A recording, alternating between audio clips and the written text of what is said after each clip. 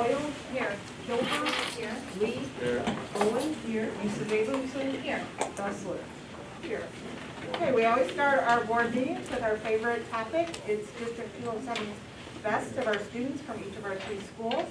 This month's District 207 best is for technology leader or innovator, and we'll start with Nate East. Good deal. Hello, everybody. It's great to see you all, and I am very pleased to introduce Mr. Alex Tomey to you. Alex, come on up here.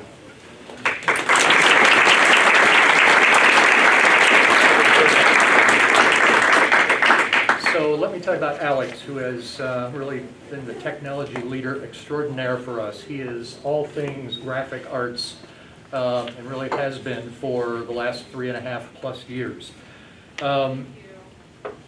Without going into great detail, he has taken nearly everything AP he can and has excelled in it in an extraordinary way. But that's not really the focus, and I've got a lot more to tell you about him. I do want to mention 3 classes because they're going to come back around, and that would be his graphics classes, both graphics and advanced graphics, would be geoconstruction, and would also be a little bit of talk about his experience in his English classes at Maine East.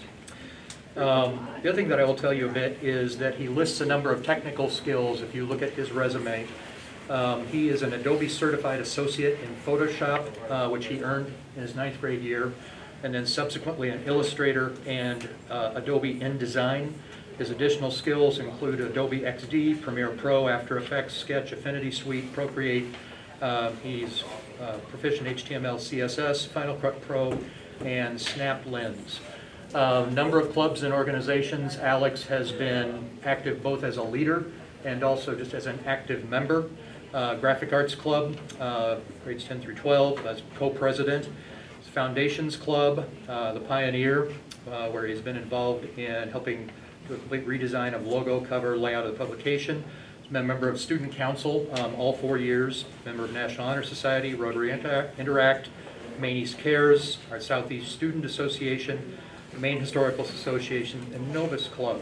He's also earned a number of distinctions and honors related to his work in school and implementing his tech skills.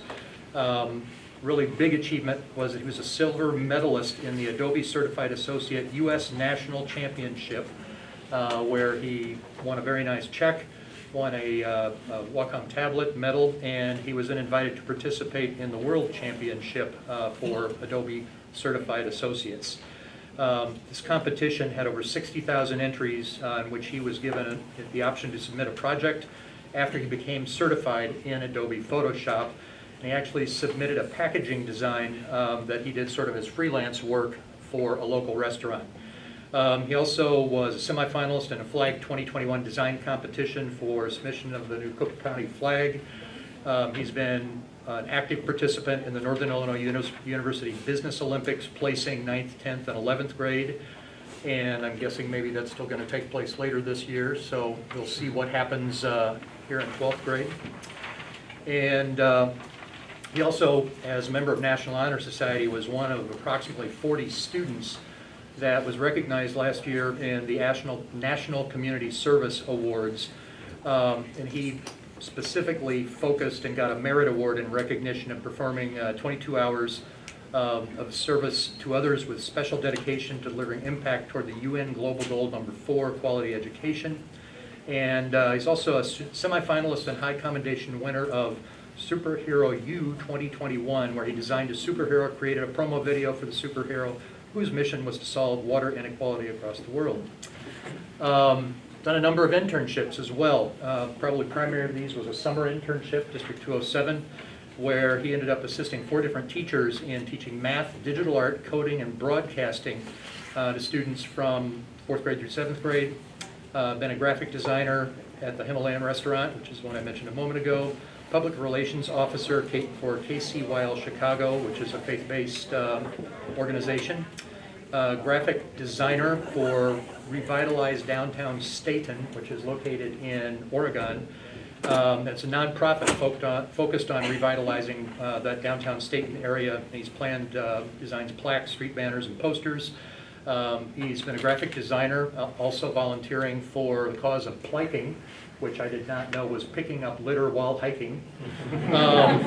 And for this cleanup nonprofit, he just has designed business cards, brochures, logbooks, and more. He's been a UI UX designer for Hideouts USA internship and a Skillshare teacher.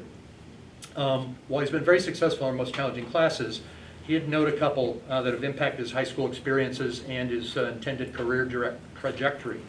Shared that he loved advanced graphics from day one because his teacher, Mr. Schneider, had given him the opportunity to be a teacher's assistant and has provided a great deal of flexibility and mentorship. Mr. Schneider often gives Alex the opportunity to teach lessons in front of the entire class. Alex said that graphic design had been one of his hobbies before high school and that his experience in both graphics classes and the Graphic Arts Club have been responsible for turning his hobby into a passion. Alex said, without a doubt, this class helped me to improve my skills in graphic design. It was through this class that I was able to certify in the 3 major Adobe programs, win second place in the National Adobe Championship. Mr. Schneider's been a great role model for me, one of my primary inspirations to pursue teaching. It was also through this class that I secured an internship, which solidified my decision to be a teacher.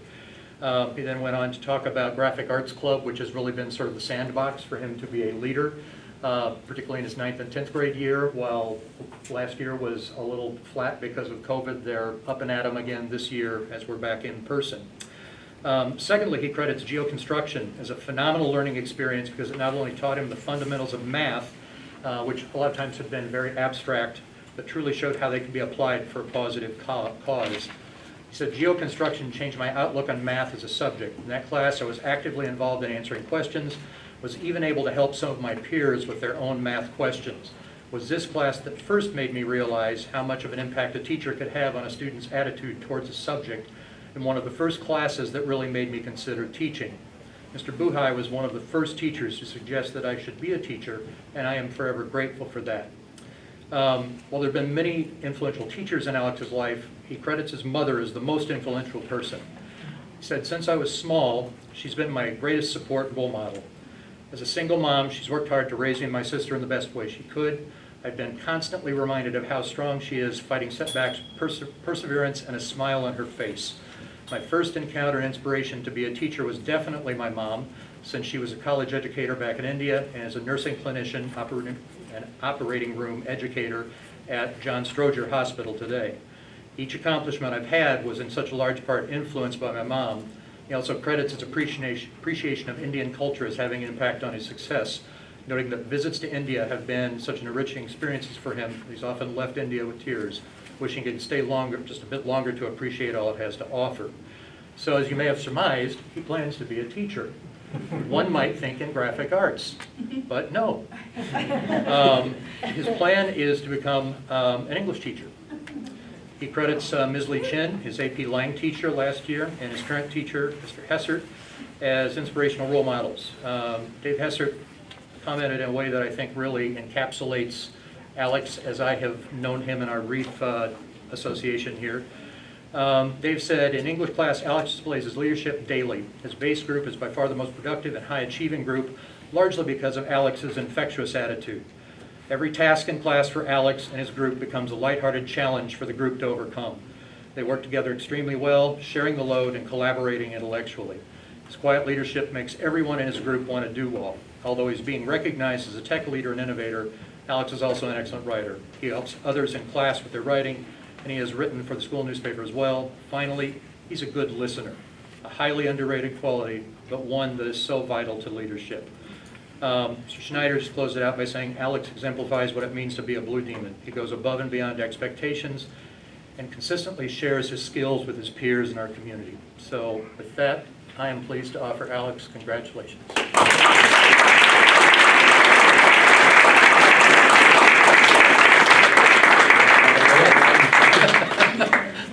Who's here with you? My mom and then a couple of my friends, Praman and Raj, but I think he's outside right now. All right. And what's your plan next year? I want to be an English teacher, so just gonna go to college, study for that. Okay. Congratulations. Thank you.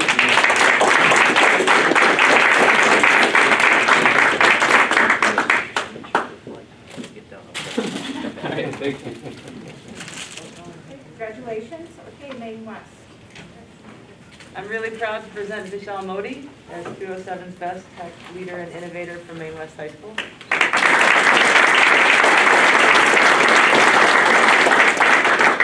When I asked Vishal why he loves science so much, he told me it's because he loves the idea of science itself. You start with nothing, he explained, and then you have something. You start with the theory of aerodynamics, and you end with something that flies. For Vishal, science is where he finds a home for creativity, for inspiration, for raising the condition of humanity by understanding how we can always get better. Science is what improves what exists, Vishal stated. And Tony Stark couldn't have said it any better. Blame it on Iron Man, Vishal said, describing how his love of building impossible things took root. He created a cardboard helmet to hold a Raspberry Pi that could learn commands and prompts like Siri. He equipped it with Bluetooth headphones so he didn't have to type and can receive answers to his questions just as in the Avengers movies. And at the moment, I don't think Vishal can fly in his helmet, but given what he intends to study, I wouldn't rule it out in the long run. From early YouTube videos on a site called Flight Test to the Right Stuff Challenges and Science Olympiad, Vishal loves to build and rebuild planes. From dollar store cardboard and rubber bands, Vishal can build models that actually fly, making improvements and tracking how this change or that influences drag and so on. Always seeking improvement, Vishal builds on what he has learned in every single class, finding concrete examples in AP Euro that have been inspired and studied by science. Astrophysics is history itself, he explained, sharing that his fascination with how the world began connects to everything he studies, including his Saturday morning physics series with Fermilab, where he studies muon waves and attends lectures from staff at Fermi and the University of Chicago, where the end of the world began. We started with nothing, he points out, and little things add up to this. Every single step is important. History helped him understand the chain of ideas, and he aspires to build his own links to that chain that drives humanity forward. Vishal believes in process and in following every single step in the life he tries to build. I started tennis knowing nothing, he shared, but one of his coaches on the math team, Mr. Howenstein, also encouraged him to try the other team that he coaches. Vishal started from the beginning, just trying to master the elements, constantly practicing to get better. He made friends, bonded over practicing trick shots, and got better and better as both their skills and their camaraderie grew. So Vishal has come to see the process of building our community at school, as freshman classes start from nothing and grow into a sense of togetherness as they connect with others. He treasures the memory of assemblies that celebrate that the whole is bigger than the sum of its parts, and that we are not only here to learn, but to learn more about humanity and have a little fun along the way. We hope to get back to our ways of celebrating that community before Vishal and his classmates move on. Vishal's teachers truly see him as a student who improves what exists, devoting his energies and ideas to the Maine West community to help us provide better experiences for students. He's the kind of student who isn't afraid to put his ideas out there and invite others to work with him.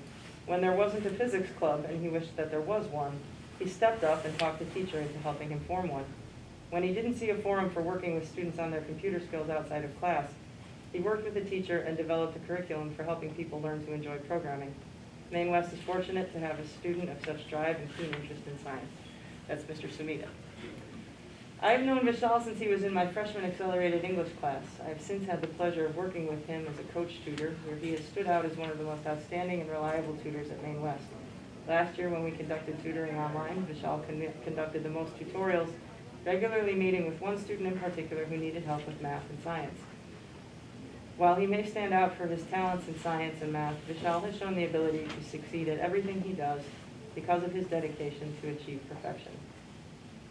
Vishal Modi is a very talented young man and an outstanding student. He is the type of student who makes people around him better because of his passion and dedication to education. He is prepared, engaged, and wants to be better than he was the day before. He is such a blessing to have in class. That was Mr. Peterson. The other one was Mr. Getz. As the president of the Computer Science Club this year, Vishal has taught the group how to code in Python and how to use a Raspberry Pi, two things I didn't know myself. His love of coding and technology is obvious, but it is his ongoing efforts to share his passion and use it to help others that I find most impressive. Ms. Levin. You will be hard-pressed to find a more friendly, polite, and humble young man who has accomplished so much. Vishal's desire to understand ideas fully is a wonder to behold, and it is this desire that has fueled a work ethic that is rare among students I have known. I was not surprised to hear that Vishal's accomplishments in science and tech innovation are particular strong suits for him, as I had the opportunity to witness his passion for this field firsthand in the college essay he wrote about designing and building a functional Ironman mask. The essay was a perfect marriage of Vishal's personal interests and his skills with language and composition. He has proven more than willing to jump out of his comfort zone in AP Lit with in-class performances and poetry recitals. He is a gem, and he deserves such great recognition from Mr. Walsh. This wonderful young man who has given Maine West so much also honored his parents in our conversation. When he has an idea, he told me, they ask him 2 questions. Is it fun? Then do it. Will you learn from it? Then do it. If you have a purpose, do it. And he has. He really has. So with pride and gratitude, I present Maine West's Vishal Modi, 207's Best for Science.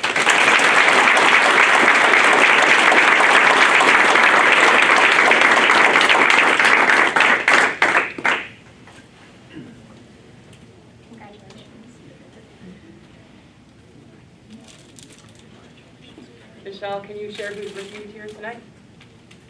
So, for the future, I'm planning on doing aerospace engineering. And additionally, besides that, some of my top college choices would be University of Michigan and University of Illinois at Urbana-Champaign. That's good. And along with that, I have small interests in artificial intelligence and astrophysics. So I'd like to build up on that as well during college. Awesome. And who's here with you tonight? My mom and dad.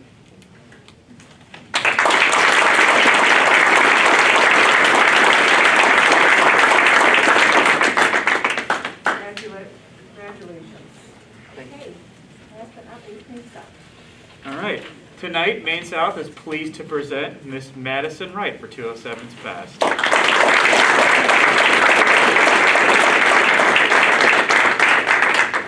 So ever since Madison was little, she has really enjoyed architecture and structure. And her freshman year and her sophomore year, she was taking mostly classes in art, and then switched over her junior year to architecture and CAD, and became really enveloped in that and just absolutely fell in love.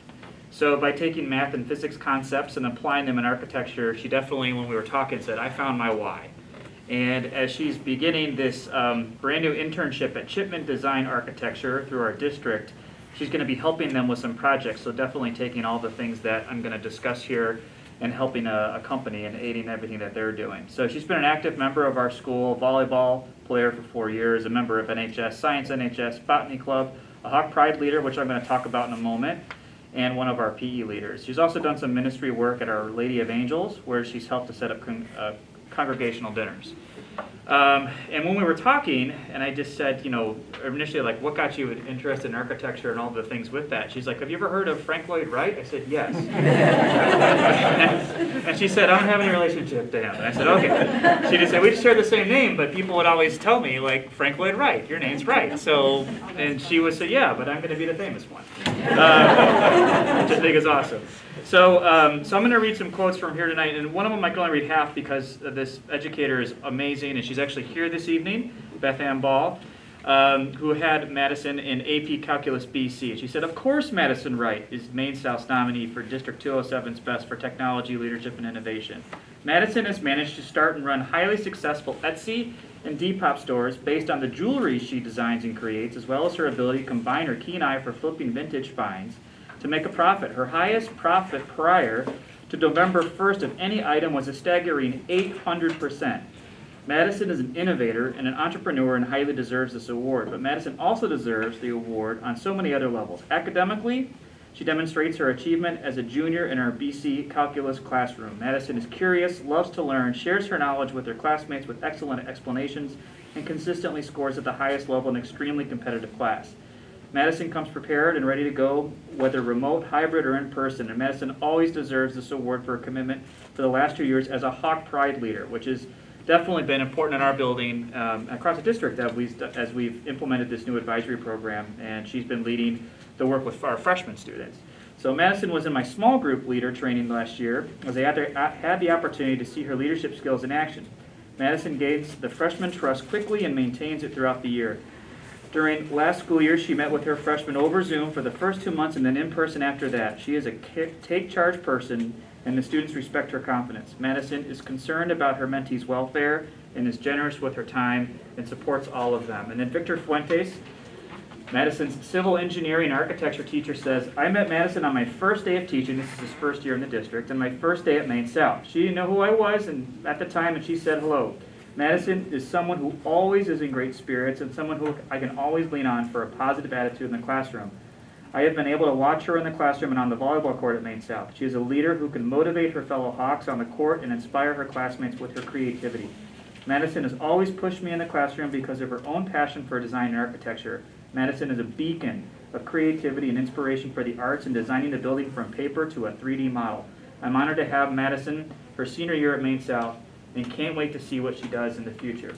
And finally, Madison, your AP Physics 1 and AP Physics C teacher, Mr. Jeff Downey, said, I have known Madison for 2 years as a student in my AP Physics 1 class last year and this year in AP Physics C. She has impressed me with her dedication and willingness in whatever effort necessary to ensure proper understanding. She asks great questions and is willing to assist her peers in improving their skill and understanding. Madison has been very successful in the laboratory as she uses her scientific curiosity to proceed in the experimental design process. It has been enjoyable witnessing Madison grow as a future scientist. Her ability to analyze experimental data and apply the appropriate mathematical theory to draw insight conclusions has been outstanding. Madison Wright is a fantastic student and a great example of what a person can achieve through hard work and dedication. Congratulations on this well-deserved award. Madison, one of the things that I want to tell you is that in all of the quotes that we got from teachers, everybody said that one of the most important things about you is that you help others. And so in this area of leadership, I think you are really going to go far, and you are going to be the most famous Wright person. Congratulations.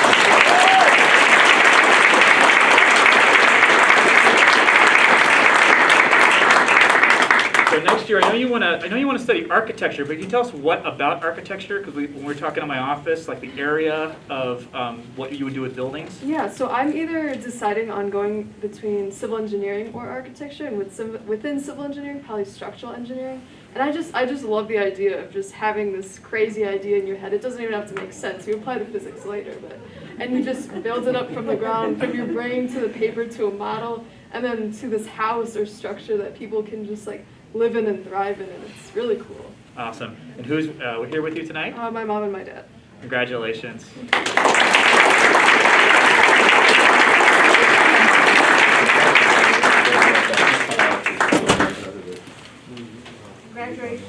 Congratulations to all of our students this evening. We just asked that when you're famous, and that you quote that you went to District 207. We look forward to seeing how you're running the world in a couple of years.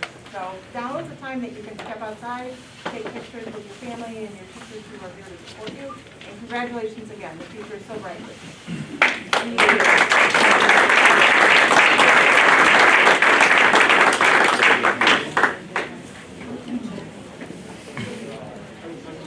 We're actually going to go this way, guys, and we move the person this way.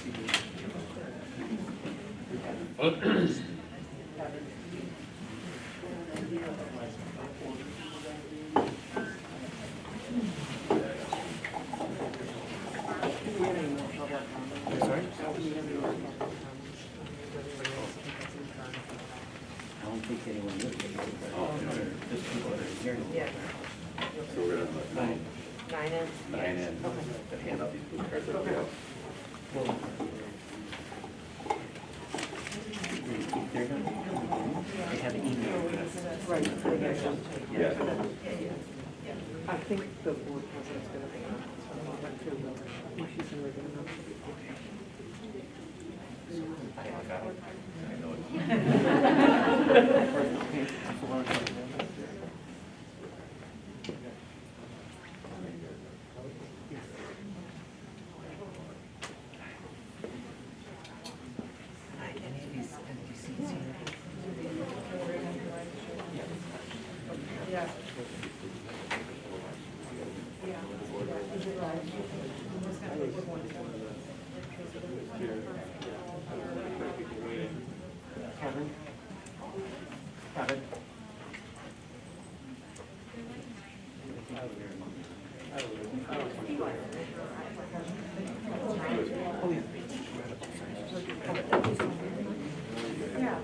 computer comments and make those sometimes.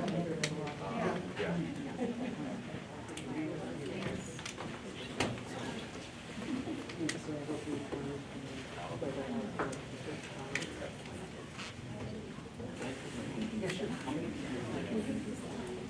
Total is 32. Right now, I'm going to tell you how many seats there are.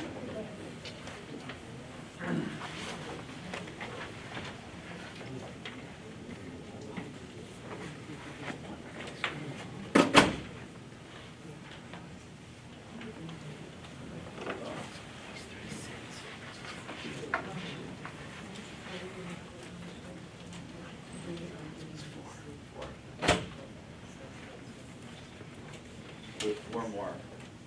Okay.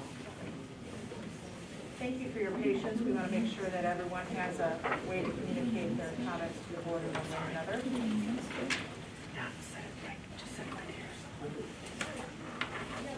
Wait for-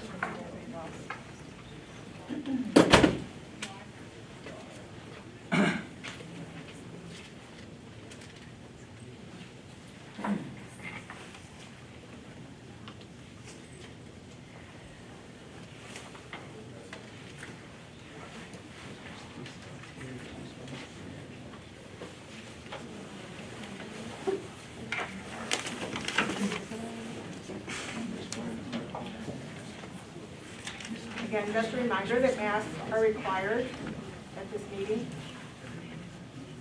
Masks are required for everyone attending.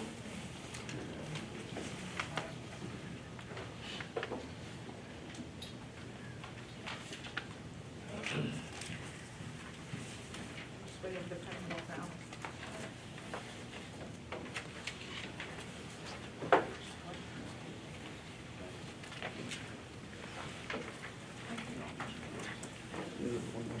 We'll start. All right, before we start public comments, I just wanted to say a couple words. Can everyone hear me okay? Okay, it's hard to hear. So we thank you for your interest in attending this evening. On behalf of the Board of Education, I really want to thank you for your time and commitment to District 207 and everything going on.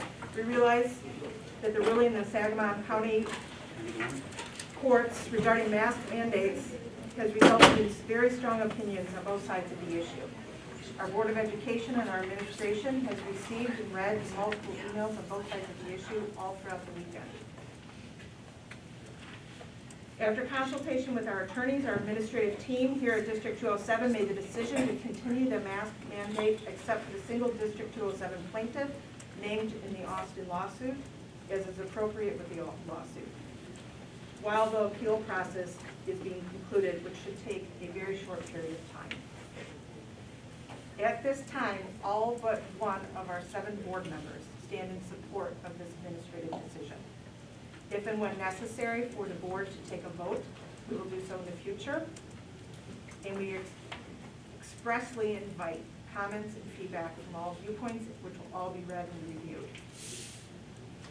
Due to the high level of interest in this board meeting, as evidenced by we have some people in the hallway, and by side note, I also want to thank those of you who waited while our students were honored and then came in now. I really greatly appreciate the respectfulness that we were showing tonight. But due to that, we have to be really on time with our comments, but we also have to live stream some of this meeting because of space limitations. Anyone who wishes to submit a comment who wasn't able to do so with the blue card, please do that if you're sitting here or going to speak. But you can also email to Virginia Edwards. It's b.edwards@aim207.org. That can also be her. She's the board secretary sitting to my left here. She is, it's on the website. You can email any comments to her.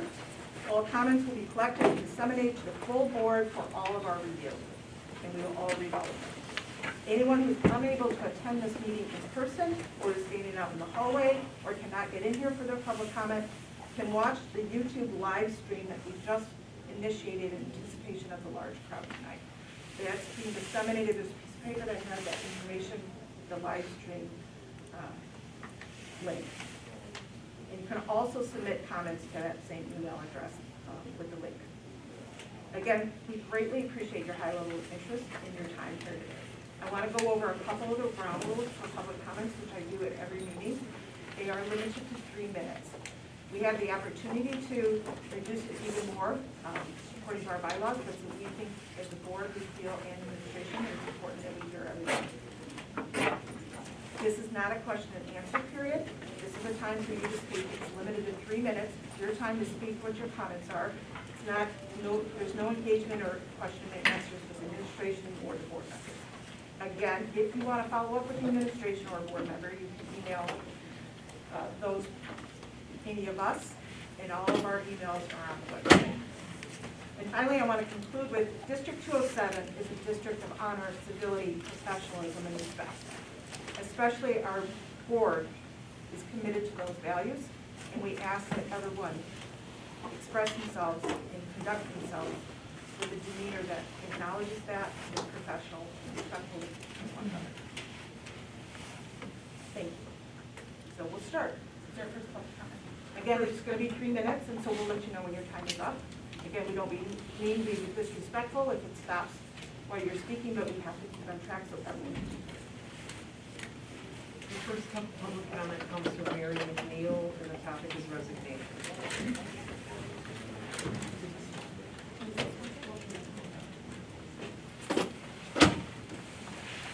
I'm Mary McNeil, a name at the bottom of your agenda for tonight, but I'm also a dedicated English teacher and coach. I've taught in rural Iowa, the west side of Chicago, Russia, Japan, and China. With that background, you can see why Maine East High School was a dream school for me. Tonight, you're going to see my name under resignations. I wanted you to see the person behind the name and understand the context of my agonizing choice to resign. My goal is to use what happened to me today to open a more productive conversation between school leadership and teachers. Ken Wallace recently spoke on ABC News about the growing teacher shortage. District 207 supports a culture of mistrust between teachers and administration, and if allowed to grow, will seriously damage the reputation of District 207 and Maine Township. On December 7th, I was teaching when a student disrupted class by coming in 15 minutes late again. He refused to put his phone away or participate in class. I took the phone, he proceeded to ignore me.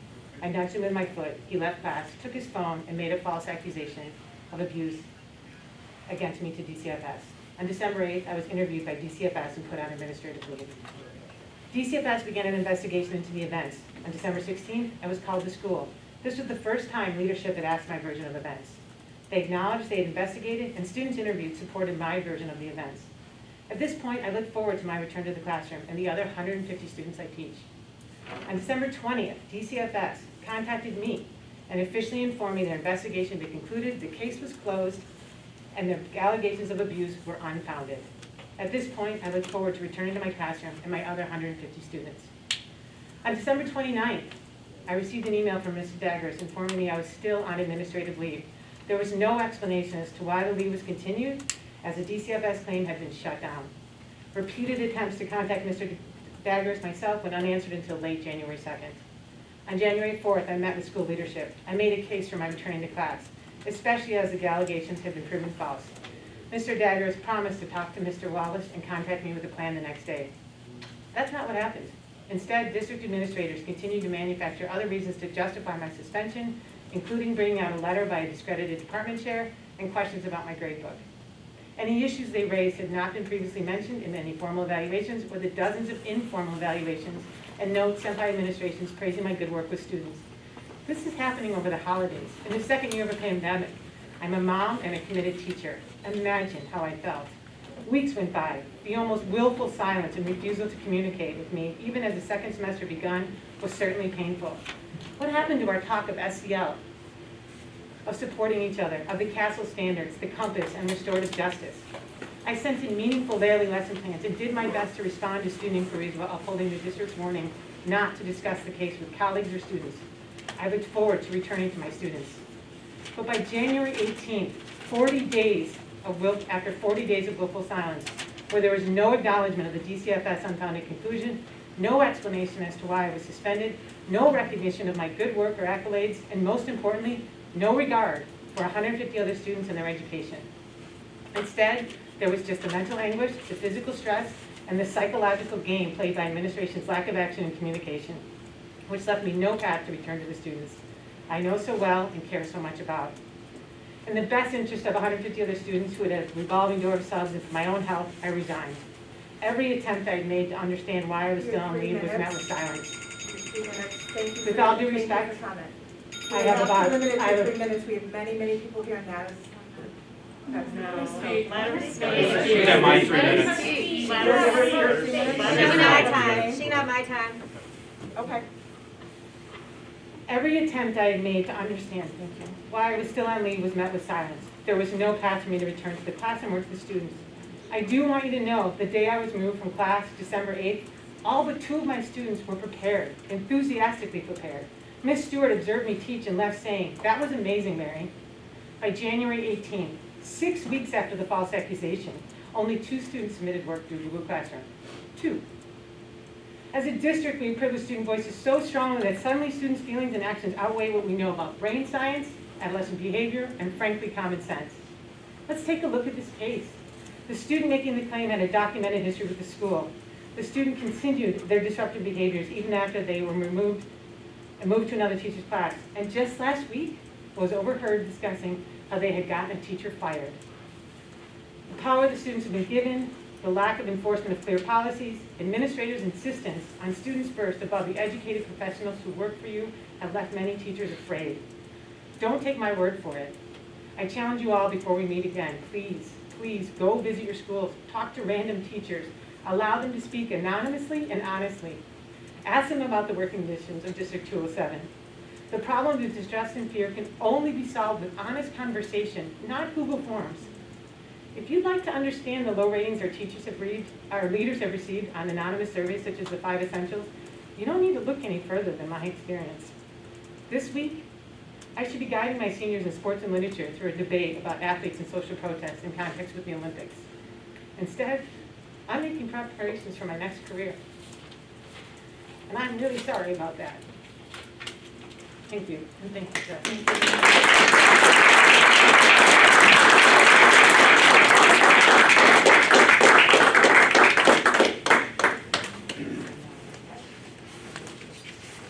Scott Olson.